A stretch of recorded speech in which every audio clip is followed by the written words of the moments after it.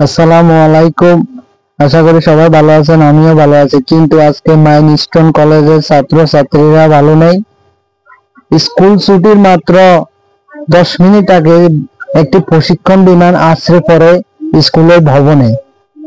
স্কুলে যদিও সিনিয়র যারা তারা সেফ জোনে ছিল, তবে ক্লাস 1, 2, 3, 4, 5, 6, 7, 8 এর শিক্ষার্থীরা সেফ জোনে ছিল না। তারা এমন পজিশনে ছিল যেখানে বিমানটি সরাসরি আসে পড়ে। তারপরে সেনাবাহিনীর লোকেরা আস্তে আস্তে ওদেরকে উদ্ধার করার জন্য প্রচেষ্টা চালায়।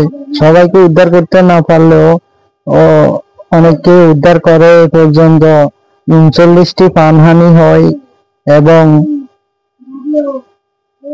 অনেক হতাহতের ঘটনা ঘটে, অনেক শিশু ঝলসে যায়। যদিও বিমানের পাইলট আপ্রাণ চেষ্টা করেছিল বিমানটিকে অন্য জায়গায় পালানোর জন্য, কিন্তু শেষ পর্যন্ত তিনিও ব্যর্থ হলেন। তিনি জীবনের চাইলে তিনি প্যারাশুট নিয়ে নেমে যেতে পারতেন, কিন্তু তা করলেন না।